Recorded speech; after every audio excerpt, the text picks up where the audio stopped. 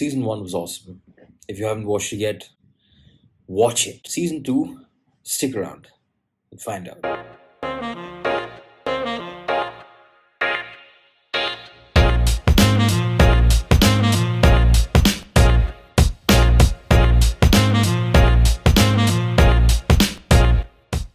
So the first show ended on two major cliffhangers. Number one, what happened to Delhi City? And more importantly, what happened to the two agents who we knew were still stuck in the chemical plant after the toxic gas leak? Number two, did Suchi actually fuck Arvind? We know something happens between Suchi and Arvind, but we have no idea exactly what. The director chooses to just cut away. This kind of suspense and open ended conclusion stuff happens a lot in this show. Conversations are ended when the camera simply cuts away the moment a thought provoking question is posed. I'm not a big fan of this tactic, but luckily it's not used to a point where it actually affects the experience of viewing the show. So, in the first episode, the first cliffhanger about the gas leak is addressed. Took them only like 3 minutes. So, why not do that in the first season, huh? So frustrating. Sadly, the second cliffhanger is prolonged, and let me save you the trouble of finding this out only after watching the whole show. It's not answered by the end of the second season either. I mean, come on. This season is closely related to the real story of the LTT fighting for their own country and their own government, the Tamil Elam government. The opening scene of this show is a lovely single shot sequence showing the entire rebel camp and introducing us to the main characters of this rebellion. An intriguing scene and a commendable character build up. What follows this show is how the rebels choose to collaborate with the terrorists the first season to cause mayhem in India, hoping to advance their agenda of being recognized as a separate government.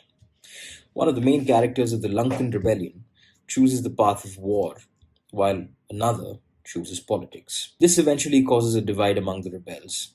This also causes major repercussions. I feel the show could have had one extra episode to focus and really throw some more light into this divide among the rebels and how the political approach stayed focused on the agenda for a separate country, while the war approach got diverted into focusing more on the violence, revenge, and wreaking havoc. What I loved about the first season the most, the parts that stayed for me in the end after watching it, believe it or not, was the comedy. Manoj Bajpayee has some of the finest comedic timing I've seen, combining that with Raj and DK's legendary visual comedy tropes from their movies, and you get a recipe for absolute awesomeness.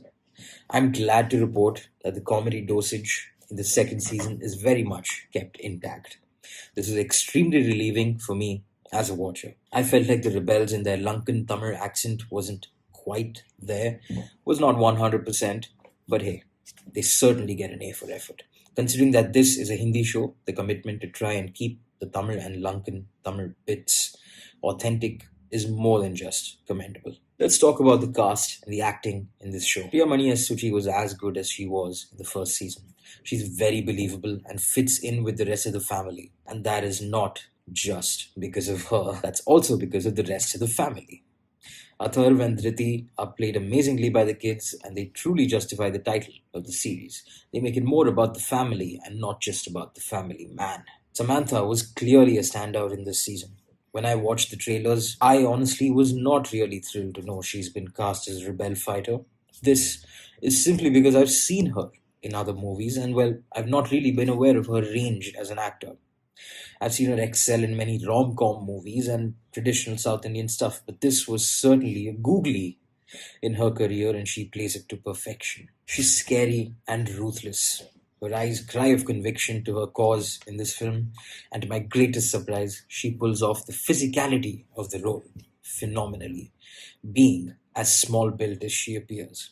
She does most of her minor stunts and moves in a slick manner that is really convincing in the show.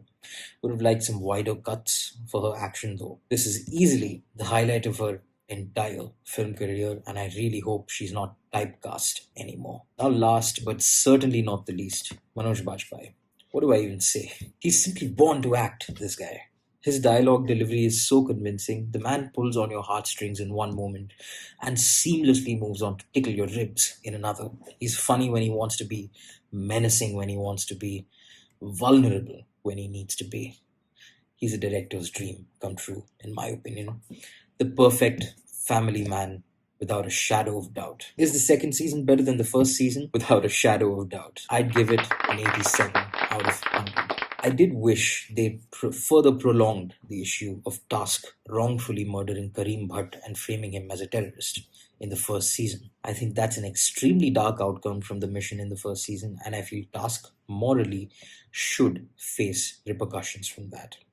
The reporter digging into it in one scene, in my opinion, was not good enough.